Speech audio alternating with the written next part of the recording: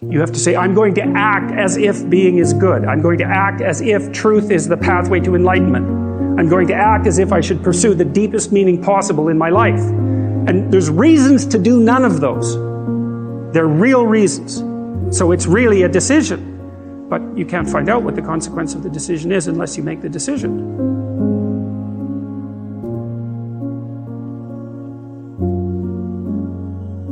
You know, I have done my best with every single thing I've talked to you guys about. I have done my best to do what Dostoevsky does in his novels, which is I make a proposition and then I spend months or years trying to figure out if I can take the bloody thing apart, if there's something wrong with it, because I want to find out. I want to hit it with a hammer and see if it breaks. And what I've been trying to do is to tell you all the things that I've gathered, let's say, or laid out or articulated or discovered over the last 30 years that I have not been able to break with the biggest hammer that I could take to them. And I guess that's the fundamental one, is that I believe that the idea that lurks in these images,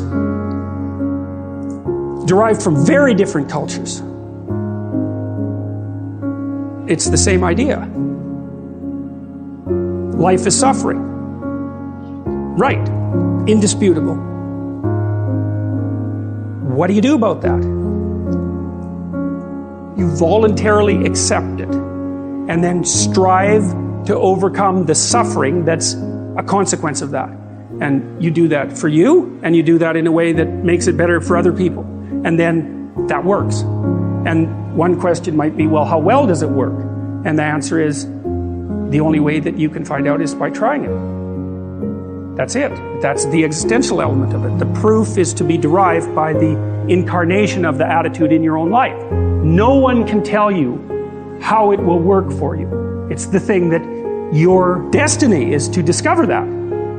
And you have to make the decisions to begin with, because you can't do this without commitment. You have to commit to it first. That's the act of faith that Kierkegaard was so insistent upon. You have to say, I'm going to act as if being is good. I'm going to act as if truth is the pathway to enlightenment. I'm going to act as if I should pursue the deepest meaning possible in my life. And there's reasons to do none of those. They're real reasons. So it's really a decision. But you can't find out what the consequence of the decision is unless you make the decision. I think the same thing happens when you get married, by the way. If you think you might leave, you're not married. And then you think, well, the marriage didn't succeed. It's like, well, maybe you were never married. Because the rule is, you don't get to leave. And there's a reason for that rule. Now, I'm not saying that there aren't situations where there should be exceptions made for that. That's not the point. The point is that there's some games you don't get to play unless you're all in. The other thing that's so interesting about being alive is that you're all in. No matter what you do, you're all in. This is going to kill you.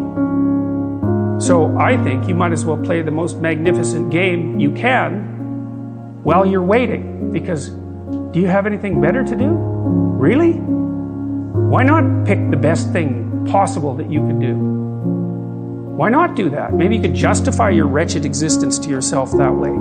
I think you could. That's what it looks like. You know, people find such meaning in the responsibilities they adopt, it stops making them ask questions about what life is for. If you have a newborn child, for example, like, unless you're really in a bad way, psychotically depressed, or maybe your personality really needs some retooling, you stop thinking about anything but ensuring that that baby is doing well. And if someone comes along and asks you an existential question about your commitment to that, the right response is, why are you asking me such stupid questions when this is manifesting itself right in front of your eyes? Like, how blind can you be? That isn't a time for questions about the meaning of life. The answer is right in front of you. And if you can't see it, it's not because life has no meaning, it's because you're blind. I mean, that's what the image of the Virgin Mother and the child is all about. It's like, what's the answer to the meaning of life? Here's an answer. It's like, well, I'm going to criticize that. Well, go right ahead. You're like a termite gnawing on a temple. There's no utility in that sort of criticism. It's blindness. And it's the same thing with regards to the path of the hero. It glistens in front of you, and you can criticize it. It's like, fine. Put the cart before the horse and see how far you get.